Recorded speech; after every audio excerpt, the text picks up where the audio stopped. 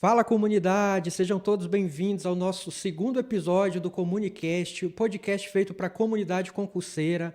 E eu não poderia começar o episódio de hoje senão agradecendo a participação de todos vocês, tendo em vista que o primeiro episódio, por ser um primeiro episódio, tem sido assim resultados muito expressivos, tem tido resultados muito expressivos.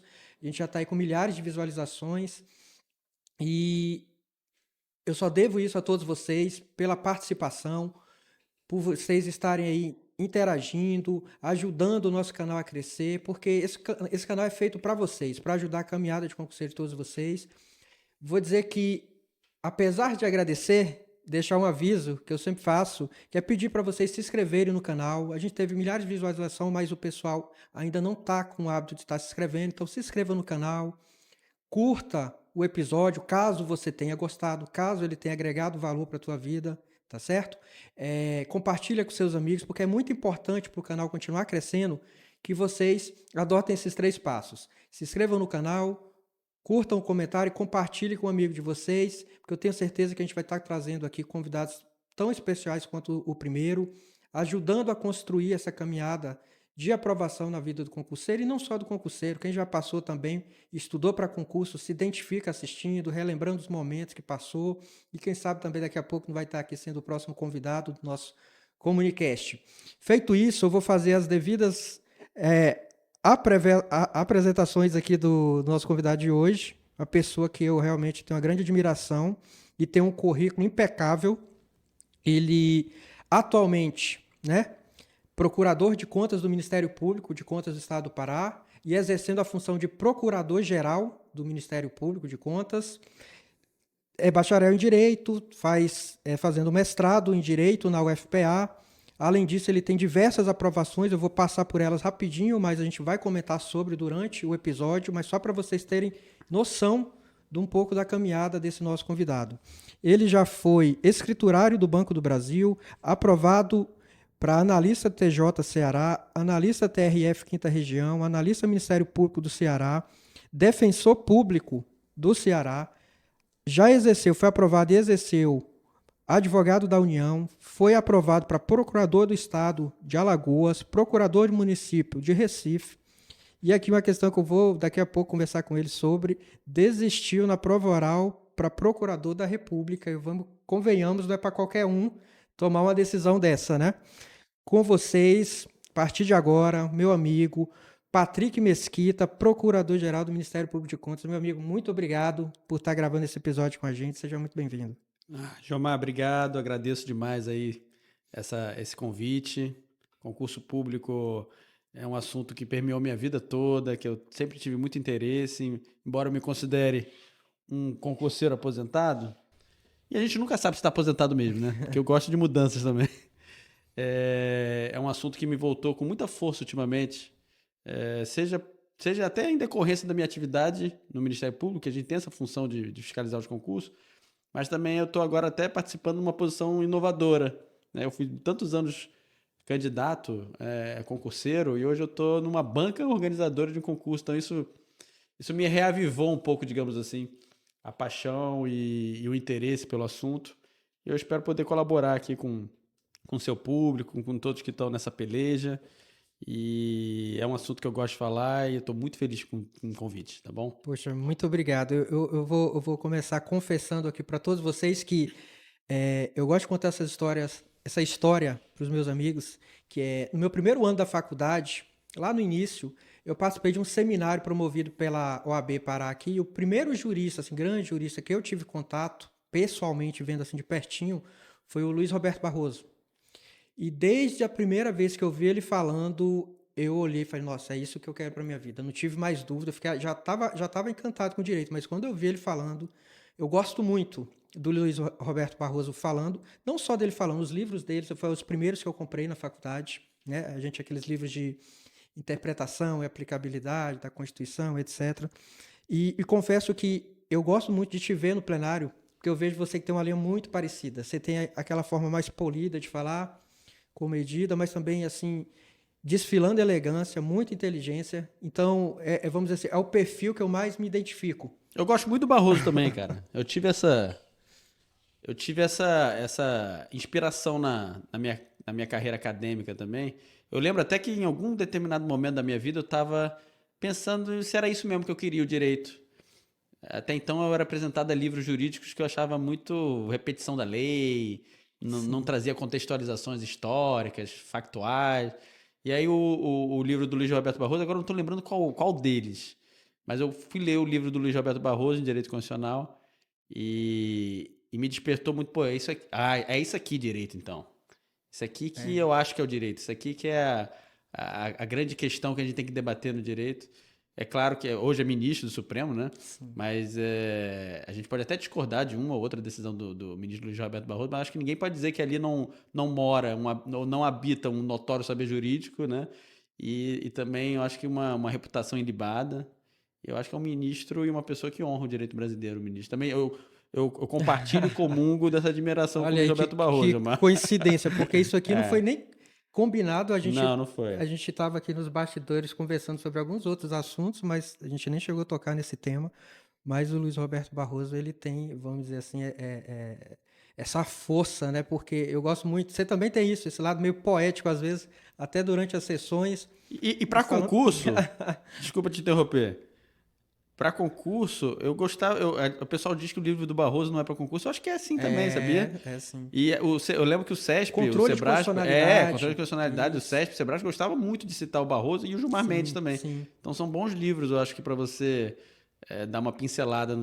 Eu lembro que minha base de controle de constitucionalidade eu fiz com o livro do Barroso. Ah, com certeza. Muito, muito bom.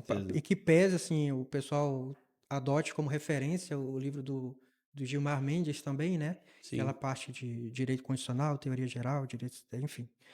Mas vamos adentrar agora em outros assuntos, daqui a pouco a gente toca nesses mais aprofundados. Eu li aqui, é um rol muito extenso de aprovação, realmente, e assim, não é qualquer concurso, né?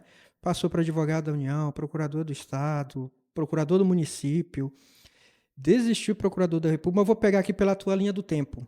Tá. Como é que você iniciou a tua caminhada na vida de concurso público? Tu já fez de cara, foi aprovado, teve reprovação no início? Como é que foi, assim? Quem iniciou a minha caminhada não fui eu, foi minha mãe, digamos assim. Eu estava no terceiro ano, já pensando em fazer direito, pensando não, já decidido pelo direito, e minha mãe me inscreveu no concurso do Banco do Brasil, né? Qual o nome dela?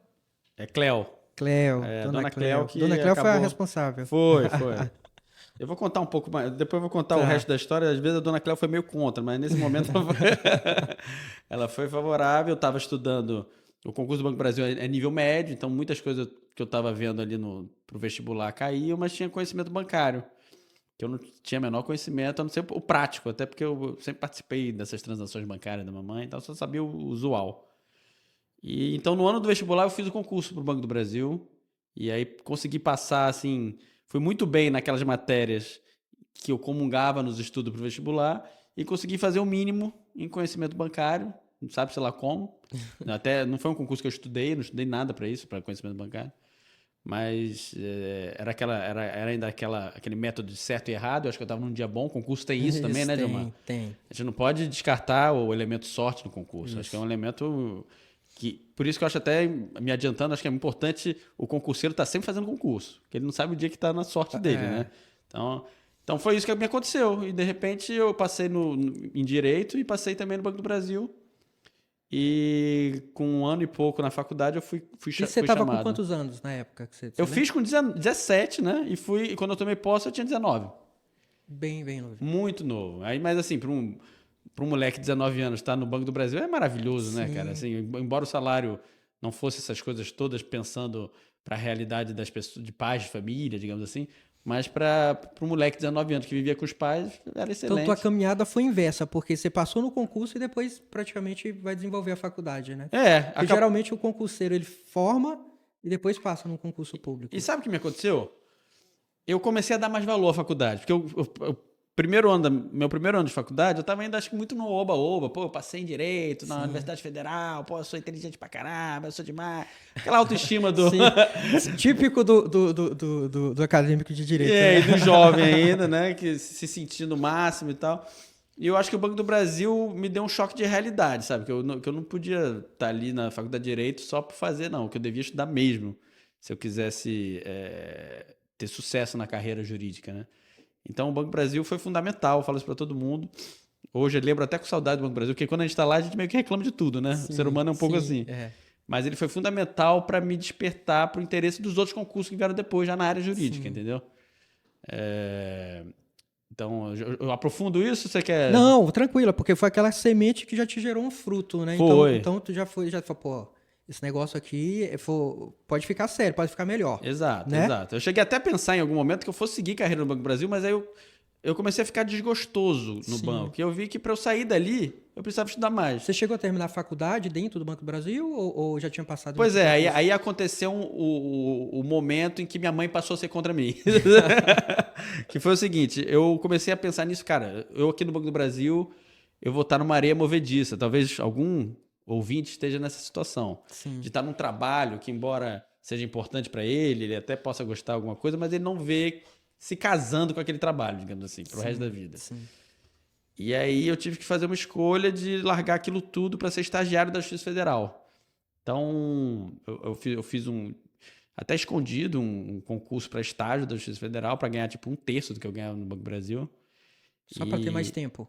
Só para o primeiro, trabalhar na área jurídica. Certo. Que ali eu estava abrindo conta, estava falando sobre investimento. Sim. Foi muito bom para mim, pra experiência de vida. Sim. Que isso conta em concurso também, experiência de vida, tá? Ainda mais em concurso jurídico. Tem coisas que tu não sabe, mas tu vai pelo bom senso, né? Então o Banco do Brasil foi muito bom para mim nesse sentido, mas o impulso de sair dele foi a melhor coisa que me aconteceu. Porque que eu tive que tomar essa decisão, e na época foi uma decisão que dividiu muito a família, alguns foram contra, essa é loucura, o Banco do Brasil é muito bom, vai sair para ser estagiário, não precisa fazer isso agora. Uma decisão difícil. Foi. Principalmente para a idade, né? Foi. Aí eu já tinha uns 21, digamos assim. Tá, mas assim, é uma decisão que requer uma certa maturidade, vamos dizer assim. Ou não. Talvez assim, a pessoa mais experiente não tomasse. Porque talvez. Porque a gente vai passando o tempo, parece que vai criando mais medo das coisas, né? Tem mais compromisso também, né? Mas eu não tinha menos responsabilidades, exato, né? Você tinha menos responsabilidades para assumir e falou, dá para me fazer isso. Porque você tocou para mim num ponto assim que é crucial, que chega muito aluno, às vezes, até perguntando, isso aí serve para você que está enfrentando isso, e eu queria ver a tua opinião a respeito, que é chegar nessa encruzilhada, que tô no emprego, que ele é responsável por me manter, praticamente, vamos dizer assim. Ele gera minha manutenção, minha sobrevivência, mas não é nada além daquilo, e eu sei que eu não tenho muita expectativa dentro disso também. E eu sei que se eu tirar, por exemplo, uma parte do meu tempo, ou saindo desse emprego, ou reduzindo a jornada minha de trabalho dentro dele, eu posso ter uma certa expectativa, porque isso vai me gerar mais tempo para estudar. Como é que seria para administrar isso? Falando com quem tomou essa decisão aos 21, né? Foi. O que você recomendaria para alguém que está vivendo, vamos colocar essa encruzilhada na vida? Que muita gente está assim agora. É claro que cada um tem uma situação muito específica, né? Sim. Como tu bem disseste, eu não tinha compromissos familiares maiores, não tinha filhos, então eu poderia me dar o luxo de ter uma perda de renda, mas ao mesmo tempo passar a trabalhar em algo que fazia sentido para o meu estudo de concurso, que eu já estava ali estudando para concurso, mas era um estudo, embora o Banco do Brasil fosse 6 horas, são 6 horas muito frenéticas. Intensas, né? Bancário é uma das profissões mais estressantes que tem. Com certeza deve ter algum ouvinte bancário e vai concordar comigo. E eu precisava também de prática, né? Então, assim, foi uma decisão muito difícil, mas que eu tomei. No Banco do Brasil havia essa permissão de tirar licença e interesse. Então, eu tirei, eu não pedi demissão no primeiro momento. Sim. Mas eram 2 anos só. De certa forma, a gente não pede demissão, mas a gente fica muito queimado no banco, porque, mostra claramente que você não tem aquele compromisso. Isso, está sendo comprometimento com a empresa, vamos dizer. Exato, Que passa, exato. Aí eu comecei a estagiar no Instituto Federal, era basicamente a mesma carga horária, acho que eram 5 horas por dia, mas aí era uma carga horária que eu estava sempre voltando para coisas que eu estava realmente estudando, eu estava executando, tomando conhecimento prático daquilo que eu também fazia sentido para mim no concurso, não só na faculdade, mas como para o concurso jurídico. Então, assim, eu acho que no meu caso valeu muito a pena, não há dúvida. Se eu não tivesse, talvez tivesse conseguido ter sucesso, talvez, mas provavelmente teria demorado mais tempo, né? Eu sei que nem todos têm condições de ficar só estudando, aliás, eu odeio essa expressão. Você está só estudando? Sim. Uma expressão que o concurseiro como se fosse... Tá vagabundando. Parece que é isso, né? Para não fazer nada da vida, né? Mas assim... Só quem estuda sabe como é que é. Mas eu não acho que seja uma coisa obrigatória você passar em concurso se você não está trabalhando, sabe? Muita gente boa passa trabalhando. Sim. Inclusive, normalmente, quando você está trabalhando, você adquire aí volto a dizer isso, uma experiência de vida que vai te ajudar no concurso. Sim.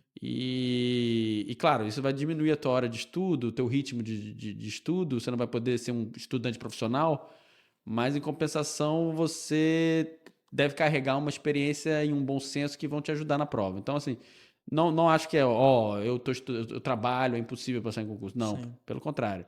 É claro que você vai ter que moderar as suas horas de estudo para conciliar com o teu trabalho, com a tua vida pessoal. Mas é plenamente possível para o concurseiro que está aí trabalhando ele conseguir conciliar as duas coisas, né?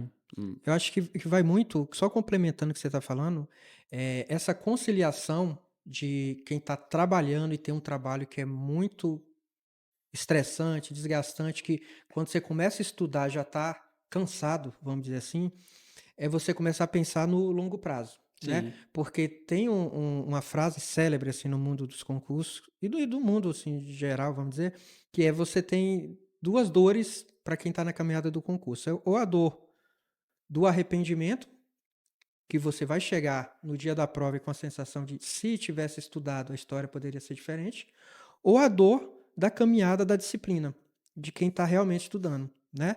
E nisso, o que você tem para falar? O que vale a pena? Você hoje ocupando o cargo que você ocupa, né? Qual é a dor que você recomenda que os nossos ouvintes aí, os nossos telespectadores passem nesse momento? Da disciplina, com certeza, né? Eu tava com muito tesão, sabe, Gilmar? Sim, Que eu acho que é um elemento fundamental para quem, sim, quem quer passar no concurso. sim, Tesão mesmo, tesão puro e simples, sangue nos olhos, que é a vontade de... Talvez um senso de competitividade também, que é uma coisa que sempre me acompanhou. Eu sempre fui muito competitivo, então... Quando tu começa a fazer prova, e aí é o primeiro conselho que eu dou, já até falei, mas repito, eu acho que o concurseiro tem que estar fazendo prova, e não é fazendo prova depois, em casa, não, é se inscrevendo para fazer concurso. passando pela experiência, né? Claro que assim, quando você está muito cedo, não faz muito sentido tu viajar, Sim, né? sim, Ainda mais com o preço das passagens sim, aéreas do jeito que sim, tá. Mas os concursos locais faz todo. Não é o que eu estou estudando, faz, pô. Faz porque ele vai te apresentar, ele vai te talvez estimular esse senso de competição, de jogo jogado. E concurso a gente não escolhe, ele que escolhe a gente também, né? também. Então, assim, eu, naquele momento da minha vida, lá em casa a gente brinca muito sobre esse turning point, né? Sim, ponto da Acabou que o virada. papai me apoiou a fazer isso, mas eu acho que foi o único, meu pai. Então foi contra, mas valeu a pena, né? Então assim, eu não tive esse arrependimento. Pô, já pensou? De repente eu tava no banco hoje, até gerente, bem no Banco do Brasil, mas eu acho que eu ia estar sempre nessa dúvida. Pô, será que eu não poderia ter seguido um outro caminho, ter seguido direito, que foi a coisa que eu me formei, a coisa que eu estudei. Sim, Então, para mim, valeu muito a pena esse arriscar. É claro que eu consegui fazer um pezinho de meia que me deu uma sustentabilidade para compensar um sim, pouco a perda financeira, mas eu ganhei a coisa mais preciosa que foi tempo tempo, e experiência jurídica também, sim, né? Então, o Banco do Brasil, no final das contas, foi fundamental para mim porque ele me motivou a querer sair dele. E quando sim, ele me motivou a querer sair dele, ele me apresentou uma série de cenários possíveis, sim, que é o mundo das carreiras sim. jurídicas, o mundo do concurso de modo geral, né? E aí você tocou num assunto que eu gosto muito, que é a questão do tempo. Eu acho isso. Porque assim, para você que tem 2 horas só disponível, por exemplo, para estudar por dia, primeiro episódio, o conselheiro Daniel veio aqui, um amigo que a gente tem em comum, e ele deu uma lição. Ele falou: olha, eu estudava em média 2 horas por dia. Mas é aquela questão, quando você para estudar, você tem que realmente criar o compromisso. E aí vai muito de uma coisa que é muito importante, é você ter a atitude de pensar que a tua vida, a mudança na tua vida, já que você definiu que você não quer empreender, não quer, enfim, trabalhar na vida privada, quer participar do mundo, do universo do concurso público, da vida pública, tem que entender que o tempo é o bem mais valioso que você tem. Principalmente para quem já tem muitos compromissos, tem um trabalho que é muito desgastante. Então, acho que essa é uma dica que eu posso acrescentar que você está falando, é priorizar o tempo livre que você tem com um estudo de qualidade. Para isso, eu acho que é fundamental evitar fatores de distração. Por exemplo, rede social, internet de modo geral, celular de modo geral, porque é a principal fonte de distração hoje do ser humano. A gente entra, eu brinco, nas minhas aulas que eu dou, eu falo que você quer ver a teoria da relatividade do Einstein em prática, é só você entrar no Instagram. Você entra para ficar 5, 10 minutos ali, quando você vê, já passou uma Verdade, hora. verdade. Lembra muito aquele filme. Eu não sei se eu cheguei a falar, ou eu brinco com. Vocês não veem aí, mas está lá atrás o meu amigo, o Davi, que é a voz do Comunicast. Eu cheguei a falar do Interestelar, o filme? Eu acho que não, né? Não falei. Que é para mim um dos meus filmes preferidos. Não sei se você já assistiu. Já. E lá ele explica muito essa questão da teoria da relatividade. É isso. Que é o tempo, ele passa de forma diferente dependendo do teu ponto de referência. Então, quando você está ali dentro de um universo que é feito para te entreter o tempo todo, que é o Instagram, tem muita inteligência por trás da construção. Eu vi uma vez aquela, acho que é psicóloga, Ana Maria, acho que Bezerra, alguma coisa assim o nome dela, e ela falando justamente isso, que uma diferença, porque o Instagram prende tanta gente. Ela traz o paralelo dos stories e do feed. Porque a gente tem aquela sensação, quando a gente está no Instagram, o que a gente gosta de ficar olhando? Os stories. A gente não vai ficar olhando lá o feed, o que a pessoa. Porque o feed sempre vai estar lá, disponível para você olhar aquelas publicações. E os stories, ele causa aquela sensação de urgência. Porque se eu não ver agora, amanhã já não posso ver mais, porque o que a pessoa postou já saiu, que só fica 24 horas no ar. E dentro disso, eu costumo falar para os meus alunos, vai estudar, independente se tem muito ou pouco tempo, mas se você tem pouco tempo, elimina o celular na hora dos estudos. Deixa ele desligadinho ali. Você não é médico, ninguém vai morrer, você vai ter que sair atendendo, entendeu? O Renato Albani, que já começa, não sei se eu ouvi falar, que é um comediante, ele já começa o show dele falando assim, tem alguém que é médico aqui? Então, por favor, não fica me filmando e tal, porque se tu não vai morrer ninguém, tu vai precisar atender, então tu não vai precisar ligar esse celular agora. E a mesma lógica do concurseiro. É porque a gente precisa, tem a necessidade do celular estar perto. E tem um estudo, inclusive, de Harvard, que quando o celular está perto da gente, a chance de você ligar ele e só entrar para ver alguma coisa, uma postagem, é tipo 50%, 60% maior do que se tu tivesse com ele desligado, por exemplo, longe de você. Então você já não vai perder tempo com isso. Então você começa a tornar o concurso público um propósito na tua vida, né? Eu acho que eu já falei muito sobre isso, o que tu pensa sobre se tornar um propósito. Acho daquela questão da atitude, né? De você mudar a tua atitude em relação... Começa a respeitar mais o concurso. E evitar distrações inúteis, como você falou, Gilmar. Porque, assim, na minha época, o meu último concurso que eu fiz foi do MPC, né? Então, 2013, por aí. Ainda não tinha essa avalanche toda de redes sociais, né? O próprio WhatsApp ainda era uma coisa muito embrionária. Então, eu não tive muito essa distração especificamente falando. Eu reconheço que eu acho que o pessoal que está na briga hoje, na lista do concurso hoje, deve ter muito mais dificuldade que eu tive. No mestrado mesmo eu senti isso, né? Você estava citando o mestrado. Então, eu sentia aquela compulsão da rede social. Então, a primeira coisa que eu fiz foi sair do Facebook. Eu acho que isso é importante no concurso também. E de repente seguir as coisas que interessam, seguir pessoas, seguir né, influenciadores ou pessoas que vão te dar conteúdo, porque senão você vai perder tempo útil. O Daniel comentou sobre 2 horas. Cara, eu acho que 2 horas por dia, sobretudo para quem está trabalhando, tá bom demais para passar em concurso, sabe? Agora tem que ser 2 horas boas mesmo, né? 2 horas olhando o celular o tempo todo, ou respondendo sei lá o quê, ou vendo notícia, ou entrando no Instagram, curtindo a foto da menina que tu tá olhando. Então, assim, tem que ser 2 horas focado naquilo. Eu acho que tá mais do que o suficiente. É claro que isso é uma fórmula que não é igual para todo mundo. Tem pessoas que apreendem mais rapidamente, né, os conceitos, o conteúdo, e outros que talvez demandem mais tempo, né? Ninguém é igual a ninguém. Mas eu também nunca fui um cara de estudar muito tempo. Eu priorizava um tempo de qualidade. Então, assim, mesmo quando eu fiquei, por exemplo, nessa época que eu estagiava, eu estudava mais ou menos 2 horas também. E depois que eu fiquei um tempo só estudando, eu fiquei 6 meses da minha vida só estudando, durante o concurso da Advocacia Geral da União. E eu não conseguia estudar mais do que 5 horas, cara, no dia todo. Então, assim, eu estudava de manhã 3, e aí eu parava para ver uma televisão, ia jogar futebol, eu estudava mais 2 à tarde e pronto. Mas, ao mesmo tempo, a minha cabeça estava sempre pensando no que eu estava estudando. Então, eu estava à noite ali, eu não estava estudando, mas eu estava pensando, pô, o Luiz Roberto Barroso falou o quê mesmo sobre o controle de constitucionalidade, o caso do Madison versus sei lá quem. Então, assim, eu ficava remoendo aquele conteúdo o tempo todo. Mas lendo mesmo, eu ficava no máximo 5 horas no período que eu estava mais livre. A não ser quando era véspera de prova. Aí todo mundo aperta o passo. Aí véspera, é aquela coisa, maratona, né? Você não pode tratar o concurso como 100 metros rasos. Se você apertar muito no começo, você vai ter uma fadiga mental. Mas aí, na véspera da prova, aquele negócio, não estudo de véspera de prova. Eu sempre estudei muito em véspera de prova. Então, assim, naqueles 2, 3 dias antes, eu estudava pra caramba mesmo. Muito assim, pra mim, eu estudava 10 horas. Sim. Assim, véspera de prova oral, era estudando muito, relendo os resumos. Então, assim, óbvio que concurso é uma jornada, antes de tudo, de autoconhecimento, né? Então, assim, essa minha receita de estudo me serviu pra caramba. Mas é porque eu fiz um juízo sobre mim mesmo, o que é que funcionava. Por exemplo, aula. Eu nunca fui muito de aula, cara. Sabe? É curioso isso. Muita gente me pergunta, pô, qual é o cursinho que tu indica? Qual é o sei lá o quê e tal? Eu falei, cara, eu nunca vi nenhum cursinho. Reconheço que é muito bom. Para determinados tipos de pessoas é muito bom. Sim. Tem professores excelentes, né? Não há dúvida. De repente, uma matéria que para você tá travada mais, um professor vai te ajudar a destravar a matéria. Mas, de um modo geral, eu sempre priorizei o estudo lido, né? De ler livro e de fazer resumo. Porque eu achava que esse binômio ler o livro e estar escrevendo o que eu estou lendo com as minhas próprias palavras funcionava como um fixador para mim, Sim. sabe?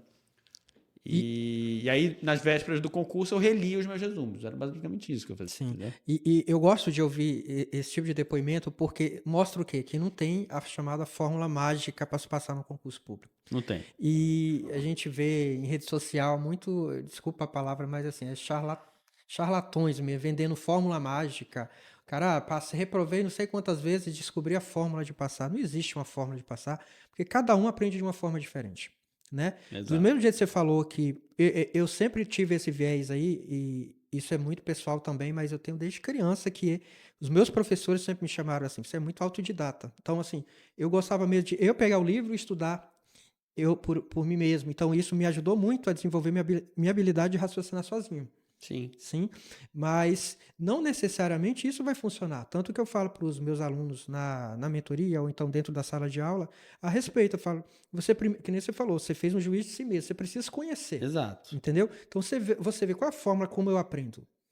Então aí você tem que jogar com as ferramentas que funcionam para você. Pô, eu prefiro estudar com o professor por videoaula. A maioria dos alunos gostam de videoaula porque acha, pelo menos para criar aquela base, foi um assunto que eu toquei no primeiro episódio, foi a importância de se criar primeiro uma base sólida Sim. para depois você desenvolver conhecimentos que são muito específicos em determinados concursos. Importante você já ter um bom conhecimento constitucional, administrativo, civil, processo civil, etc.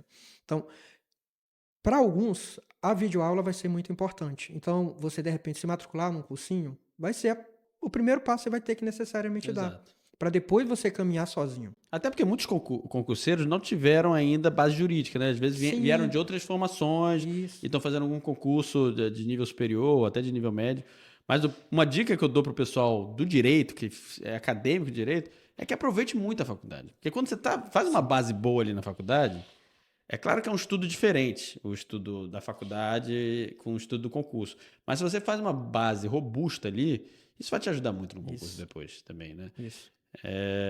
Então, assim, eu não cheguei a ter coaching, tu até comentaste mentoria, eu não sei nem o que é direito, para falar a verdade. Eu sei que é muito válido, Sim, sabe? Eu sei que é muito válido, mas para mim, não sei, eu não sei se funcionaria, porque, primeiro, eu tinha uma automotivação muito grande, né? isso. A vontade de vencer, de passar, e isso Nunca ficava naquela zona de conforto, né? Então você estava não. o tempo todo desconfortável, né? Não, lia muito, sabe?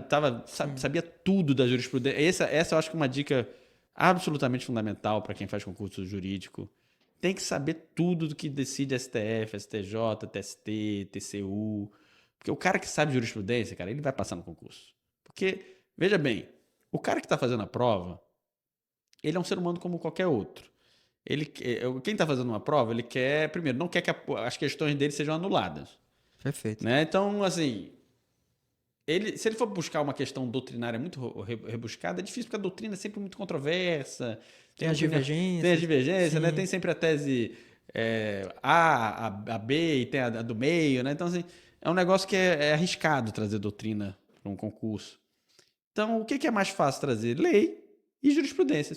Sobretudo jurisprudência, porque a jurisprudência mescla as coisas. Então, sim. o cara que sabe jurisprudência, claro que tem algumas bancas que cobram mais jurisprudência do que outras. Mas, de um modo geral, todas cobram, e nesses concursos de procuradoria ou de nível superior, costuma cobrar mesmo. O cara que sabe jurisprudência, ele está perto da aprovação dele. Aí vai ser só fechar, digamos assim, um uma leitura de lei, ou está num dia de sorte, vai rolar, a aprovação dele vai rolar. Sim. Então, assim, eu acho fundamental isso, né? Tá aproveitando, eu vou fazer o gancho aqui, aproveitando a tua dica. A gente está falando de preparação, concurso público, jurisprudência. É aquele momento, né, que a gente faz a pausa para os nossos patrocinadores, que eu tenho uma felicidade muito grande de dizer que o nosso Comunicast ele já começa com 2 patrocinadores assim de renome aqui no estado do Pará, 2 patrocinadores fortes, que sem eles, com certeza, esse conteúdo a gente não estaria transmitindo para vocês. Primeiro, falar aqui da Mandril, nossa agência de marketing digital, publicidade, propaganda. Vocês veem a qualidade que a gente está entregando esse conteúdo para vocês, o cenário, qualidade do áudio, iluminação. Vocês não veem tudo o que tem aqui por trás, tanto material que tem aqui por trás, o nível de exigência e perfeição que o Matheus, o Davi, que são meus amigos aí pessoais, e eu tenho muita honra em falar que são meus amigos, por eu conhecer eles lá no início da empresa, e estão crescendo cada vez mais, entregam, trabalham com aquilo que você falou, com tesão, você vê o tesão, com a vontade de trabalhar. Então, se você precisa de uma agência de marketing digital, de publicidade, propaganda para o teu negócio, para desenvolver, já falei, sem o marketing digital hoje você está fora da corrida, né, da concorrência verdadeira, você não consegue alavancar suas vendas, então você precisa disso, quer estar inserido no mercado de forma verdadeira, então entre em contato com a Mandril, com o QR Code vai ficar aqui no link do nosso programa, tá bom? Joga lá o cupom Comunicast, vai estar bem, o nome vai estar aí, que é o nome do nosso programa, vocês vão negociar um desconto com eles, que eu não sei quanto é que vai ser, mas aí vai ser diretamente com eles, tá bom? E o outro patrocinador, que são meus amigos pessoais também, a Marcinha e o Lucas, sócios e proprietários lá do Seju Norte Concurso, maior cursinho preparatório da região norte do Brasil. Então, se você quer formar a tua base, começar a tua caminhada para concurso público com um cursinho que vai te dar os primeiros passos, te ajudar a formar essa base sólida, como o Patrick estava falando aqui, estudando muita jurisprudência, com aulas atualizadas, com professores já com muitas aprovações em concurso público, que é o quadro que eles têm lá, professor extremamente capacitado. Então, faça a sua matrícula em qualquer curso lá do Seju Norte, coloca o cupom Comunicast e vocês vão ter 10% de desconto em qualquer curso, tá bom? E fortalecer a preparação de vocês com alguém de valor. Então, deixo registrado aqui meu grande abraço, o QR Code também para comprar lá pelo Seju Norte vai aparecer na tela para vocês. E a gente vai prosseguir agora entrando num próximo tema que eu não cheguei a falar tudo que eu gostaria de esgotar aqui, mas o tempo ele é limitado. E o seu tempo, então, mais ainda, né? Quanto diante dos seus compromissos. Você falou tudo, que você estudava, etc., mas o que você se considerava uma pessoa, que é um problema que eu identifico nos alunos de modo geral. A nossa sociedade, de modo geral, hoje é muito assim, mas os alunos de concurso são muito procrastinadores. Eles começam, mas nunca terminam o que começam. No início da tua preparação, você era assim? Porque pelo que você está me contando, aparentemente não, né? Porque você tinha aquela vontade assim muito acima da média que fazia. Eu acho que na minha primeira fase de concurseiro, digamos assim, nas primeiras aprovações, não. Que eu ainda estava com muita gana. O que eu vejo às vezes também, Gilmar, muita gente que faz concurso faz de conta, entendeu? Sim. É um pessoal que às vezes está fazendo concurso só para prestar contas para a família. É um cara que não está envolvido, mas ele tem aquela, não, estou estudando, mas na verdade ele não sabe o que quer fazer da vida. Sim. E está fazendo um concurso, empurrando com a barriga para ter uma justificativa do que ele está fazendo no Tá ali matando o tempo dele, entre aspas, fazendo o concurso. Né? Exato, para dar uma satisfação às vezes para a família, para os pais, para o namorado.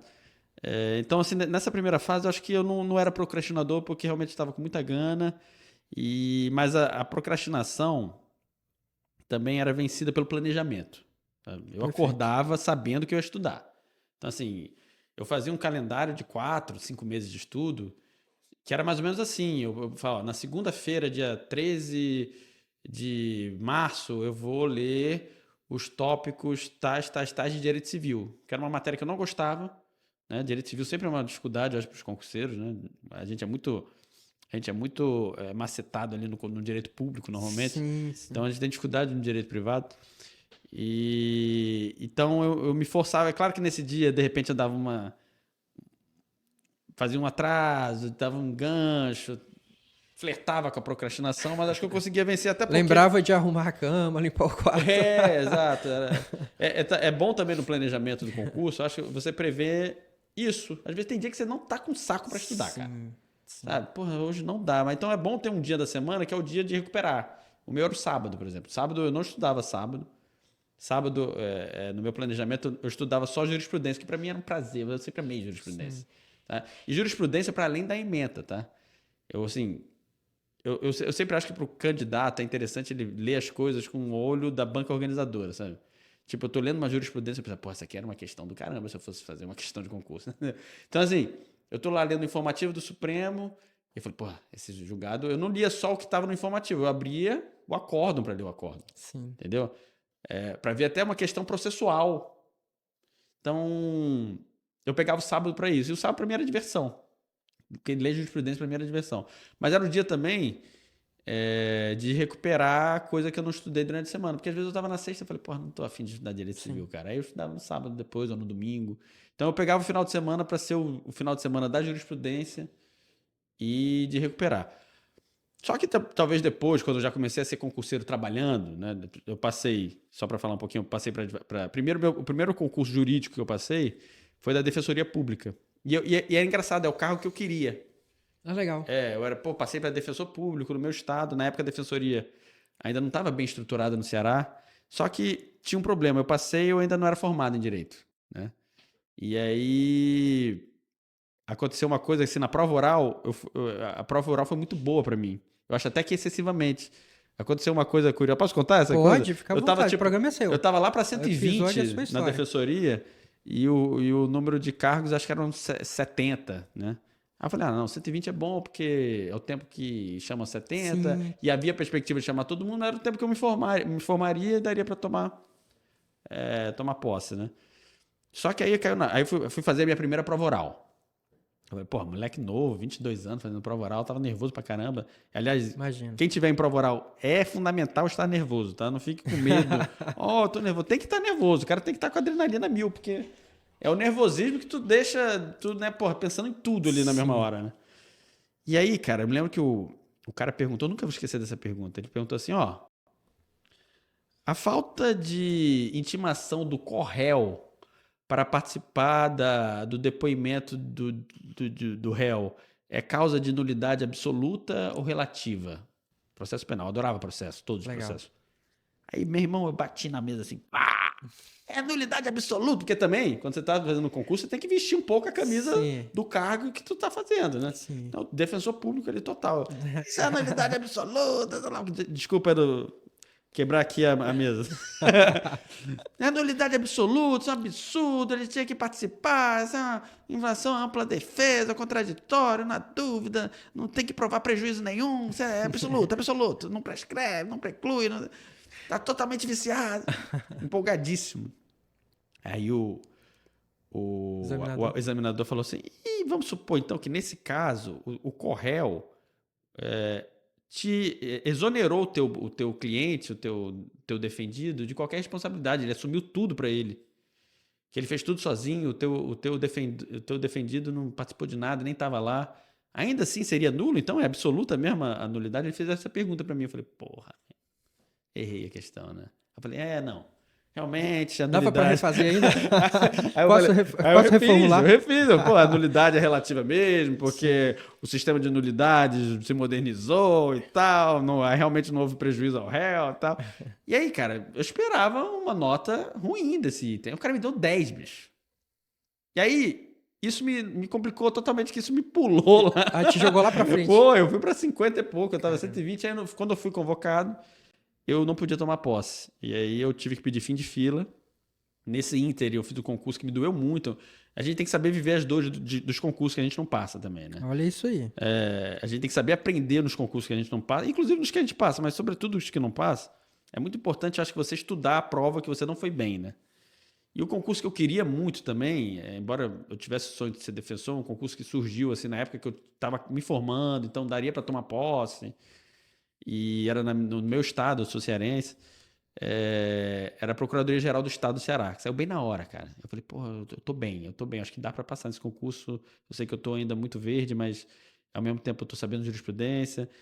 E eu não passei por muito pouco no concurso, né? Eu fui muito bem na prova objetiva e caí na subjetiva muito por inexperiência. Sim.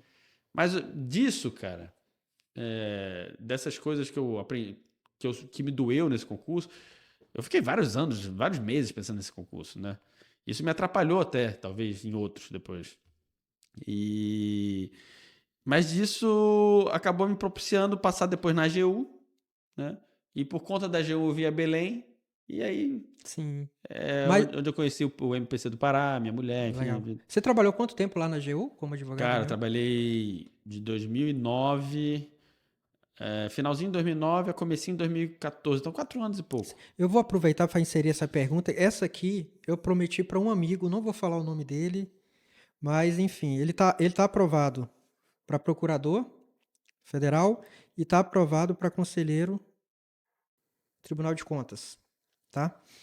E a dúvida dele, pergunta lá, ele ficou sabendo que era o convidado, um amigo meu mesmo, ele falou, olha, vou levar Patrick lá, tal, vai ser muito bacana. Eu falei, cara, eu tô aprovado nesses dois e provavelmente eu devo tomar posse nos dois, porque ele tá em primeiro, não está em segundo, mas o primeiro não assume, então ele vai ser chamado, e o procurador federal também está muito bom. Então, falou, o que você me diria? Qual dos dois seria? Quais são as diferenças, tal? O que você poderia falar sobre essas carreiras? Olha, primeiro, acho que muita Você, gente queria estar na pele dele nessa dúvida com aí, né? certeza. São 2 cargos de carreiras de Estado maravilhosos, né? Eu tenho muito carinho pela AGU, cara. Muita gente pergunta, por que tu saíste da AGU e tal, foi pro sistema de conta? Na época que eu saí, a AGU ainda não estava estruturada como ela é hoje. Então, assim, melhorou muito as condições de trabalho, condições remuneratórias, mas o serviço em si eu gostava muito. Eu era advogado da União, tá? Não era procurador federal. Mas o procurador federal, de certa forma, tem um trabalho parecido com o advogado da União, ele defende as autarquias federais, o advogado da União, a administração direta.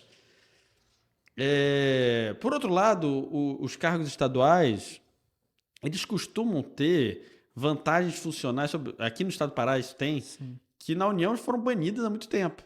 Né? Tudo bem que ele está a carreira de conselheiro substituto, é uma carreira que recebe subsídio, então, por exemplo, não tem a TS. Então, assim, é difícil dar um conselho sobre isso, cara. Eu acho que ele está em 2 carreiras maravilhosas, tá?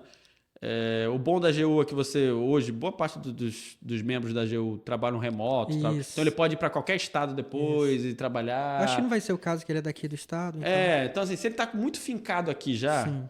e para ele não tem essa perspectiva de se mudar, eu acho que de repente conselheiro substituto é um cargo sensacional, na dúvida. Sim. Mas, por outro lado, eu acho que os cargos federais, embora tenham menos, digamos assim, vantagens remuneratórias mesmo. O procurador federal está ganhando muito bem, tá todo mundo no teto. Sim. Tá todo mundo no teto. Sim. Mas são cargos que te dão uma blindagem maior, eu acho ainda. Sabe? Eu acho que são cargos que hoje você, por estar mais distante, são cargos que estão mais consolidados.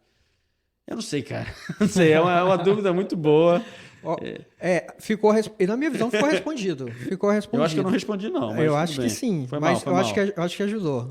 Ele vai me dizer depois. Me perguntaram isso um dia desse. Teve um rapaz que passou para a AGU, advogado da União e procurador federal, e também perguntou a mesma coisa. Cara, você tá bem de dúvida. É teu problema, meu amigo. Mas você merece. E ele também está aprovado para PGE também. Eu não vou falar qual é a PGE, senão daqui a pouco todo mundo já sabe o que eu estou falando. Pelo menos dentro do Tribunal de Contas, né? Sim. Vamos lá. Prosseguindo aqui, que o papo é muito bom, mas o tempo aqui de novo, falando da teoria da relatividade, aqui o tempo passa rápido. A gente fica nessa imersão. Dentro de estratégia de estudo, eu vou começar falando um pouquinho, já puxando o gancho daquilo que você falou. Você falou, olha, eu não adotava, nem sei o que é mentoria, se a gente estava falando em off aqui. E eu falei, mentoria para mim, eu vejo hoje, e eu trabalho com mentoria, ela serve para um perfil de concurseiro. Se você está estudando sem organização, estuda e vai começar a semana, não sabe o que você vai estudar, não tem disciplina, entendeu? Ou então não tem aquela base formada e estuda muita coisa que muitas vezes você sabe que não vai cair no concurso, porque sai o edital, assim, o concurseiro, via de regra, meu amigo, ele tem tesão em fechar edital, sendo que muita coisa não cai, né, daquilo.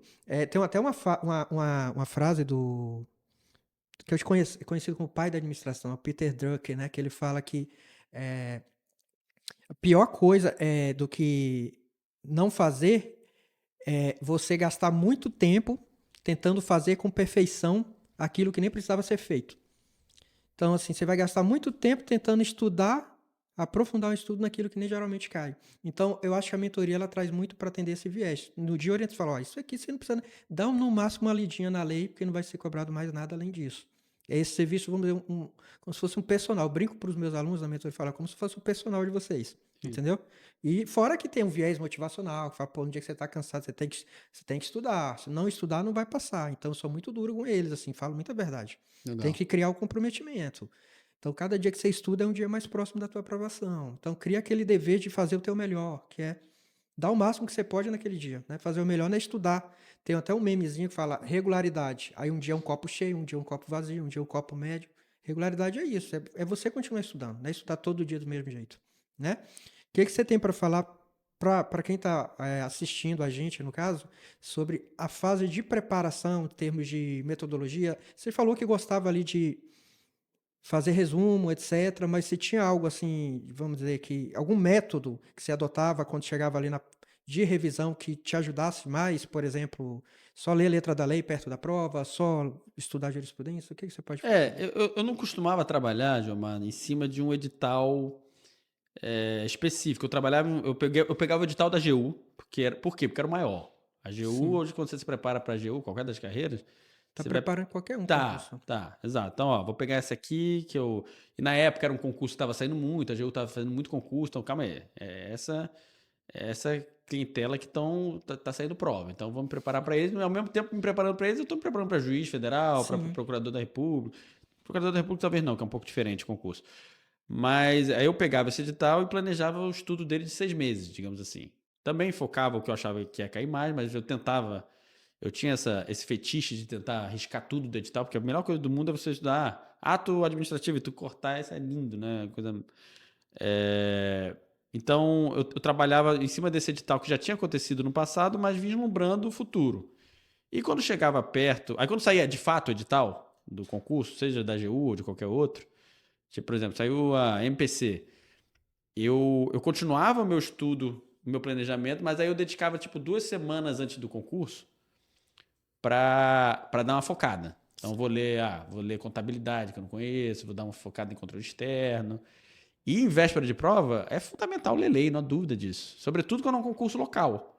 Porque a gente estuda muito nos livros as leis federais, né? certo. Então, quando você vai para um concurso de Tribunal de Contas, né, Tribunal de Contas do Estado, pô, não adianta tu ler a lei do TCE 2 meses antes. Tu tem que ler no dia antes.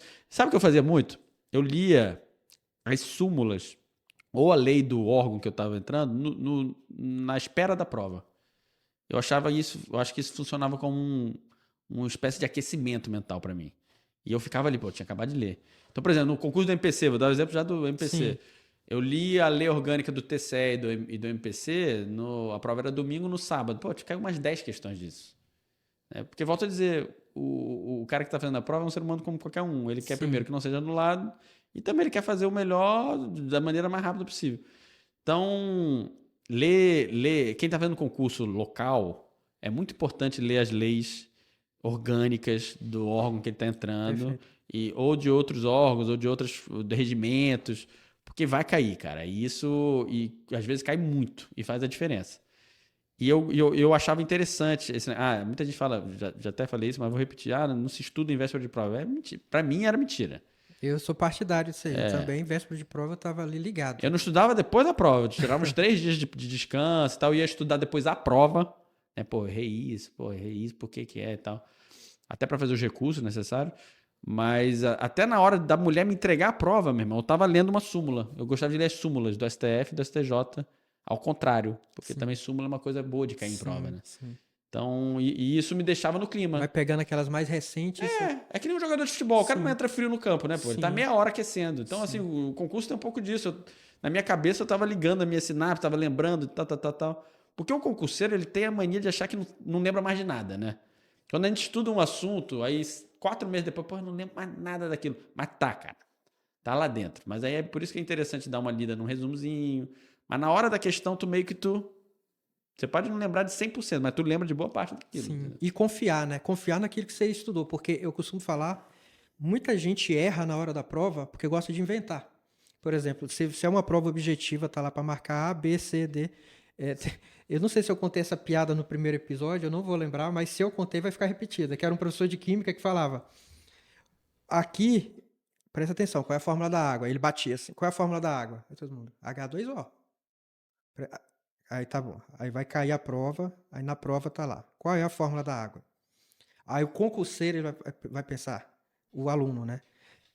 Olha, durante a aula era H2O, mas isso aqui é uma prova. E prova, olha o raciocínio que ele vai desenvolvendo. Não pode ser fácil. Então aqui deve ter alguma pegadinha. Ele vai caçar uma resposta errada só porque ele acha que é pegadinha. E não confia nisso que você está falando, na preparação que ele fez. Entendeu? Então, muitas vezes perde questão, a gente perde questão porque a gente não confia no que estudou. Aí vai querer, às vezes, marcar uma alternativa e você nunca nem ouviu falar. Sim. Né? Eu já passei por isso até aprender. E eu acho que é uma boa parte dos concurseiros. Eu acho que aí é uma coisa, deixa até como dica, se for o caso, confia no que você estudou. Que nem você falou, o teu cérebro, na hora, ele vai fazer alguma sinapse que vai... Em prova objetiva, cara, era um diferencial meu. Eu sempre fui muito bem em prova objetiva. Que é bom porque é a primeira fase, né? Sim. Não adianta nada tu tá, escrevendo muito bem, mas não chega na segunda fase, né? Nas outras fases subsequentes. E, assim, uma coisa que eu sempre fazia nas questões de múltipla escolha era procurar o erro de cada item, entendeu? Digamos assim, eu não procurava a certa. Eu ia descartando as erradas. E, normalmente, cara, sempre tinha uma... Eu ficava em dúvida entre duas, normalmente, tá? E uma coisa que eu percebia Todo também... concurseiro fica... o cara nunca faz uma questão, Sim, meu Deus... 100%, né? Eu tenho certeza que é raro isso, né? Então eu tentava... Todo item que está no enunciado de prova deve ter alguma relevância na questão. Então, se o cara está falando um entre vírgulas lá que para ti parece irrelevante, deve ter alguma relevância aquilo, tá? Também evitar aquelas coisas de sempre, sempre, sei lá o quê. Raramente. Essas sempre, expressões muito generalistas. Muito assim, absolutas, né? Isso.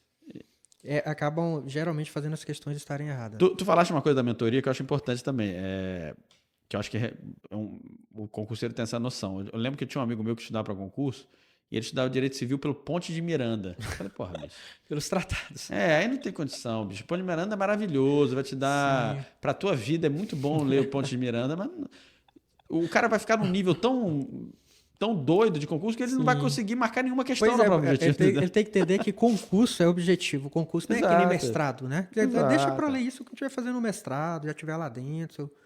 Inclusive, aí para quem não sabe, o Tribunal de Contas renovou essa semana, não foi? Aprovou, passou no plenário o convênio lá com a UFPA, tendo vaga para o mestrado profissional.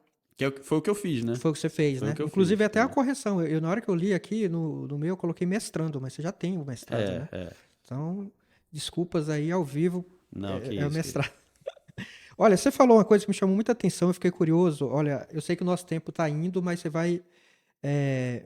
voz do Comunicast, aí você vai me dar esse time extra, extra time, essa prorrogação, que eu fiquei muito curioso com a situação. Você falou que desistiu na prova oral para procurador da República e eu sei que procurador da República é o cargo dos sonhos, vamos dizer assim, se não for o cargo mais top, eu lembro que tinha um professor que ele dava aula que ele falava, uma das coisas que eu mais gosto do procurador da República é que só 2 cargos públicos levam o nome da República. Senador da República, que não faz concurso, e procurador da República. Legal. Nunca tinha pensado nisso, mas é verdade. Não é verdade? E como é que desiste na prova oral? O que foi que aconteceu? Cara, o MPF começou a habitar uma vontade... O primeiro, é um concurso muito específico. Sim. Aquele negócio que eu estava falando da AGU, eu estudando para a AGU, eu me preparava...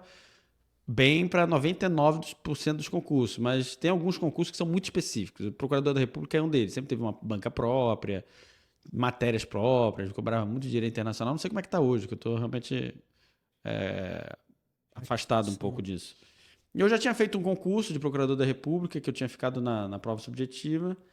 E quando eu fiz de novo, eu estava já aprovado para o MP de Contas.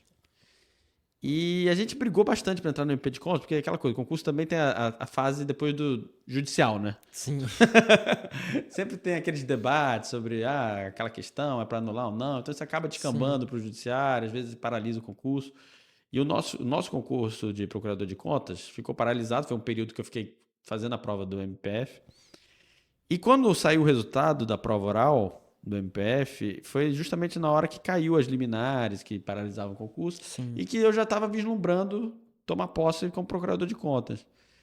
E eu fiquei muito pensando, pô, se eu for fazer essa prova oral, cara, prova oral, claro, a prova oral reprova, mas acho que a maioria das pessoas passam na prova oral, porque quando chega na prova oral já tá muito bem preparado. E eu achei que se eu passasse pro MPF, eu não ia ter coragem de dizer não pro MPF, entendeu? É um concurso que, pô, não se diz não. Sim. E eu tava muito imbuído. Eu já tinha comprado a ideia de ser procurador de contas, que eu acho que é outra coisa que a gente tem que fazer durante o concurso. Quando a gente se inscreve no concurso, a gente tem que começar a sonhar naquele cargo, entendeu? Já se vê lá, né? Já se vê, pô, É, se eu for procurador da República, eu vou fazer isso. Todos os concursos que eu fiz, eu sonhei. Eu sonhei sendo advogado da União, defensor público, procurador da República, procurador de contas, procurador do Recife. E eu tive esse momento do sonho que eu incorporei, sobretudo depois que tu passa numa primeira fase. sim. Parece que depois tu já se sente o Você cara, entendeu? O ganha, cara, pô, tu vai ganhando confiança, né?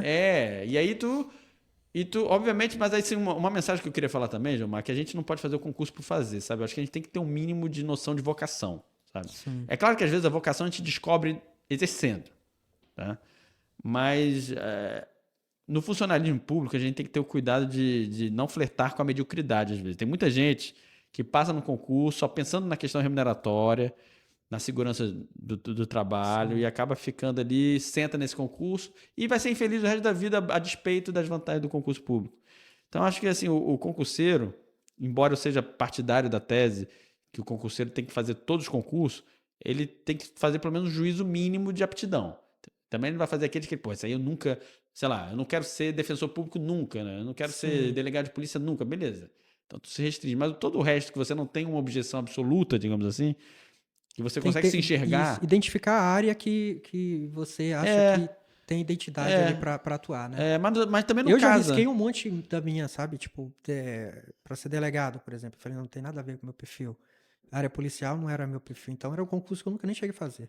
Pois é. Então, por exemplo, eu não sabia nem o que era procurador de contas, cara. Ninguém sabe, né? É, a O gente MP de... tem sofre esse mal dentro dos concursos para Tribunal de Contas, de modo geral. A Exato. gente Então, entra pô, lá meio sem saber o que que. Isso que eu ia até te perguntar, era a próxima pergunta era o que que faz o procurador de contas? E hoje, se puder falar também como procurador geral, né, do MPC, mas para a sociedade, de modo geral, conhecer o órgão. maravilha, oportunidade. Agradeço. O Tribunal de Contas, ele acabou sendo criado muito espelho do Poder Judiciário, né? Sim, E da feita que no Poder Judiciário funciona um Ministério Público, também se imaginou um Ministério Público funcionando perante os tribunais de contas. E a função do MP de contas é igual a de qualquer outro MP, é de funcionar como advogado da sociedade, cara, né?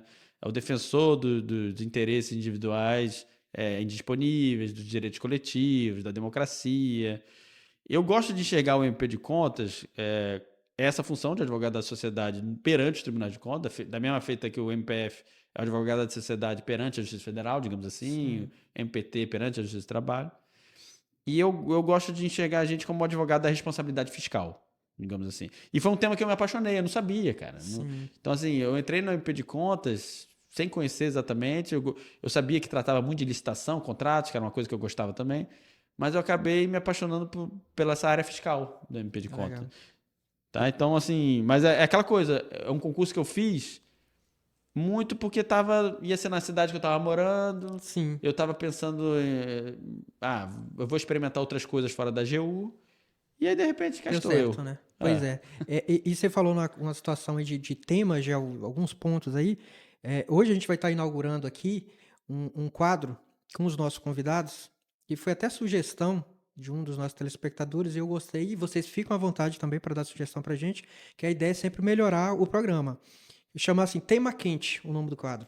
Que seria você com o conhecimento que você já tem hoje, quanto procurador do Ministério Público de Contas, se estivesse estudando para essa área de controle e fiscalização de um modo geral, que tema você fala, pô, esse tema aqui é indispensável, você tem que dominar. Acho que nova lei de licitação, né, cara? É, Ela vai começar a viger sozinha agora, né, a partir do ano que vem. É uma lei difícil de leitura, não há dúvida nenhuma, mas que muito importante para o funcionamento do Estado. Eu acho que também, puxando um pouco a sardinha pro meu lado, eu acho que o direito financeiro é um direito que era muito ignorado no começo que eu estudava concurso. sim, Eu acho que hoje todo mundo já meio que presta atenção um pouco mais. E é um direito que está tendo muita emenda constitucional, né? A gente viveu um período agora que a cada 6 meses tinha uma emenda constitucional sobre direito financeiro. E que teve uma lei importante também, que é o novo arcabouço fiscal. Então, eu acho que é uma lei interessante para estar acompanhando. Mas, assim, eu acho que a grande dica fundamental geomarca que eu dou é aquela de continuar acompanhando jurisprudência, cara. Eu acho que o cara que sabe jurisprudência, ele tá muito inclinado a passar no concurso, sabe? Mas assim, não é Sim. saber superficialmente. É ler mesmo com gosto, ler o clipping do STF, naquelas coisas que ele identificou que aparentemente são mais importantes, ele lê o acórdão mesmo, sabe? Sair da ementa. Às vezes a gente fica muito mediocrizado pela E, e, mentalização e, e do cada estudo, acórdão que entendeu? a gente lê, eu lembro, eu fazia muito isso na faculdade até. É uma aula, você sai dali com Exato. o teu vocabulário enriquece muito, o teu Exato, raciocínio exato, jurídico enriquece muito, exato, né? exato. Então você aprende de várias formas, não é Isso numa só. prova discursiva vale muito, cara, Sim. porque na prova discursiva dificilmente você tem tempo de escrever e passar limpo. Você tem que já. Na prova É, discursiva você meio que anota os tópicos que você quer é, pensar. Você, pô, acho que o cara tá cobrando isso, e vai vai escrevendo direto. direto, porque senão É. não vai dar tempo, Eu sempre fiz né? isso assim também. Ia meio que direto pro. Só anotava, eu criava tópicos que eu achava que eram palavras-chave, Sim, que tinha que automaticamente eu teria que passar por elas numa prova discursiva. exato. Tanto que eu acho que eu contei isso no primeiro episódio, que me fez passar na prova TCE foi minha prova discursiva. Meu objetivo não tava, eu não estudava para TCE também. Então, e caiu um tema que eu sei que você gosta, que é a renúncia de receita nessa prova, né? Para falar sobre a renúncia de receita, as condições, Sim. etc. Então, um tema aí que É um é, tema quente, né? É um tema quente é um também. tema quente e continua super atual, né? Sim, sim. Renúncia de receita você sempre viu a guerra fiscal entre os estados tendo muitas vezes origem nisso, né? De Exato. renúncia de Com receita. certeza, com certeza. Então, fica a dica para vocês. A gente agora está indo para a parte final da nossa entrevista. Quanto tempo a gente tem aí, voz do Comunicast? Por gentileza. Ele está falando, olha, vocês já terminaram. Mas o papo tá bom. Gente, muito obrigado pela audiência de vocês. A Esse gente... liquidozinho aqui que tu me forneceu é de Ah, alta qualidade, rapaz, né? olha, é verdade. Essa questão da caneca a gente estava falando em off. Eu sempre gostei muito de assistir o programa do Jô Soares. Então, fica a critério do convidado, Sim, sim. né? Que o nosso serviço de bordo aqui, né, Davi? Nosso serviço de bordo aqui É é farto, completo. pessoal, é farto. Então, vai ao gosto do freguês. Aí, enfim, cada um toma o que gosta. Aí, cabe a vocês. Você vai querer falar o que você está tomando aí? Não. Não, Deixar do imaginário, né? vamos deixar No para imaginário imaginar, de do repente pessoal, o né? público opina aí nos Você comentários, vê né? que o poder de raciocínio, as sinapses aumentaram. Então deve ter alguma coisa adulterada aqui dentro. Ah, e vou falar uma coisa, eu gostava de estudar tomando uma tacinha de vinho, cara. Era? Eu gostava. Legal. Antes de prova oral eu tomava também. Sei lá, era uma coisa que me fazia bem. Não sou de beber Sim, muito não, sabe? sim. Mas Mas me a ajudava. gente é total flex aqui. Gente, não tem como terminar esse episódio sem novamente agradecer nossos patrocinadores, né? A Mandrio, agência de publicidade e propaganda, tá bom? Olhando para essa câmera, porque o Davi sempre me chama a atenção, presta atenção. Na hora que eu for falar da minha empresa, é olhando para essa câmera. Então, dizer que atualmente eles, né, os meninos estão crescendo demais no nosso estado, já são uma referência em publicidade. Você vê pela qualidade que a gente está entregando do nosso podcast. Obviamente que podcast para concurso, nosso contrato tem uma cláusula de exclusividade. Então a concorrência não vai entrar nem na porta do nosso prédio aqui, tá bom? Mas o restante, em outras áreas, fique à vontade, entre em contato, entre aí no QR Code.